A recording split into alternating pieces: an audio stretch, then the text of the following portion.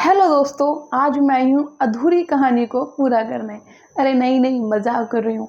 आज मैं आई हूँ प्यार तूने क्या किया की कहानी का सेकंड पार्ट लेकर। अगर अभी तक आपने उसका पहला पार्ट नहीं देखा है तो जल्दी से जाइए, पहले वो देखिए और फिर इसको देखिए। और अगर देख लिया है तो चैनल पर बने रहिए और इस कहानी को पूरा देखिए। और हाँ, चैनल को सब्सक्राइब भी कर दीजिए। रिदिमा और फरहान एक ही कॉलेज में पढ़ते थे। रिदिमा फरहान की सीनियर थी। जब फरहान कॉलेज में नया गया था तब वहाँ के स्टूडेंट्स ने उसे खूब तंग भी किया। अरे देखो देखो कितना चिकना है ये लड़का। हाँ, इतना चिकना है कि लड़का है या लड़की पता ही नहीं चल रहा। तभी वहाँ रिदिमा आ जाती है जो बहुत दबंग लड़की थी। ओह, पता नहीं चल रहा, पर तुम एक बेशरम लड़की हो ये बात तो तुम्हें पता है ना। और सुन लो सबके सब, यो न्यू कमर बच्चों को तंग करना बंद करो। रैगिंग लेनी है तो बराबर वालों की लो, जाओ यहाँ से। रिदिमा की दबंगाई फरहान को सबसे बचा लेती है। Hi, I am Ridhima, second year student. Oh, तो आप सीनियर हैं। Hi, I am Farhan, first year. तभी रिदिमा के पीछे से कोई धक्का देता है तो वह फरहान के सीने से चिपक जाती है।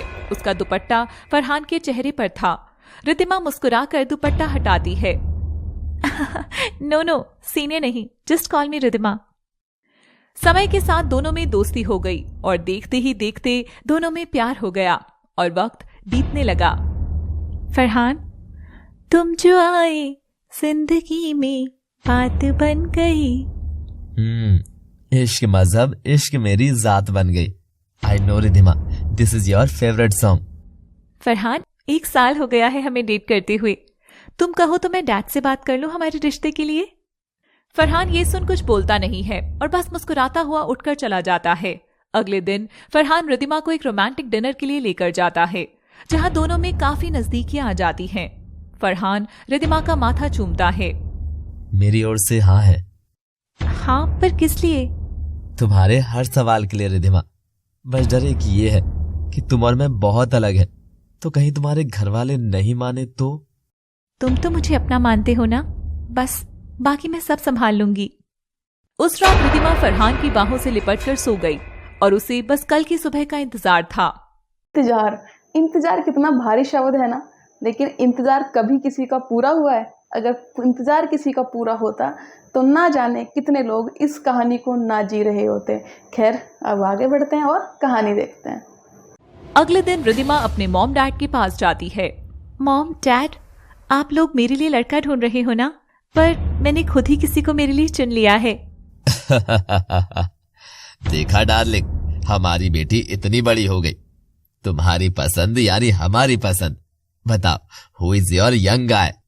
डैड, उसका नाम फरहान है और वो अशोक विहार में रहता है। वो मेरे कॉलेज में साथ ही है। हम दोनों एक दूसरे से बहुत प्यार करते हैं डैड। क्या कहा तुमने? फरहान और अशोक विहार में रहता है? वो लड़का ना हमारी जात का है, ना बिरादरी का, ना ही हैसियत हमारे जैसी है, और उसे अपनी बेटी दे दूं मैं? रिदिमा के पिता उस पर हाथ उठाने वाले ही होते हैं कि तभी उसकी मॉम रोक लेती है। जी, क्या कर रहे हो? जवान बेटी है, आप उस लड़की को संभालो, मैं इसे संभालती हूँ। ज्यादा दिक्कत हुई तो इसकी शादी करा देंगे। रिदिमा की माँ ने उसे कमरे में बंद कर दिया। डैड, मॉम, ऐसा मत करो, प्लीज ऐसा मत करो। मैं फरहान के बिना नहीं जी सकूंगी। शाम हो जाती है। रिदिमा फरहान को फोन करती है। फरहान, मुझे ले जाओ प्लीज, मुझे यहाँ से बाहर निकालो। ये लोग पागल हो गए हैं। फरहान, तुम सुन रहे हो ना? रिदिमा, आज के बाद मुझे कॉल मत करना। मैं तुम्हारे चक्कर में खुद की जान को खतरे में नहीं डाल सकता।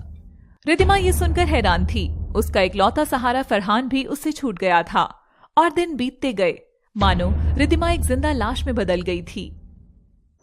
प्यार तूने क्या किया, यही तो टाइटल है हर टूटे हुए दिल की कहानी का। तोड़ने वाले दिल तोड़ जाते हैं, लेकिन रिदिमा जैसे लोग टूटे हुए दिल के टुकड़ों को जिंदगी भर समेट कर रखते हैं। फरहान एंजल के साथ रिदिमा से मिलने फिर से एनजीओ जाता है। फरहान रिदिमा बैठे होते हैं, पर इस बार 2 जुड़वा बच्चियां रिदिमा के पास आती हैं। माँ, पिंकी ने मेरा हेयर बैंड ले लिया। नहीं माँ, ये मेरा ही था, चिंकी छोटी है। अरे लड़ो नहीं, मैं तुमको नया हेयर बैंड दिला दूंगी। चलो जाओ और खेलो। और सुनो, ये एंजल है, तुम सबकी नई दोस्त। जाओ, इसको भी साथ ले जाओ। रिदिमा, तुम्हारी 2 बेटियां भी हैं? वेल, तुम बताओ, तुम्हारी वाइफ क्या करती है, कैसी है, और शादी वाली जिंदगी कैसी चल रही है? नहीं, वाइफ नहीं है, बस मेरी बेटी ही मेरा सब कुछ है। मेरी एंजल, एक ऐसी एंजल जिसने मेरी जिंदगी में आकर मुझे एकदम बदल दिया रिधिमा। आज भी मुझे याद है वो दिन जब मेरे पास एंजल आई, 6 जून 2017, आज से 5 साल पहले। 1 मिनट, क्या तारीख बोली तुमने? 6 जून? इस दिन ने मेरी भी जिंदगी बदल दी थी फरहान। मुझे कॉपी करने की आदत गई नहीं ना तुम्हारी सालों बाद भी। खैर, हमारी जिंदगी के कुछ धागे तो हमेशा से ही जुड़े हुए थे। फरहान, तुमने उस दिन मुझसे मुंह क्यों फेर लिया था?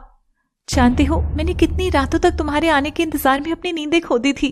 रिधिमा, बीती बातों को अब छोड़ो। तुम्हारी अब मैरिड लाइफ है, अपने बच्चे हैं, तुम खुश हो, यही काफी है मेरे लिए। वो फरहान, मैंने शादी नहीं की, मैंने कभी शादी नहीं की। उस दिन तुम्हारे जाने के बाद मैं... रिधिमा लाश की तरह तो जी ही रही थी, मगर अपने गर्भ में फरहान का अंश लेकर। एक रात की नजदीकी के चलते रिधिमा फरहान के बेबी की मां बनने वाली थी, मगर फरहान ने भी उससे मुंह फेर लिया था।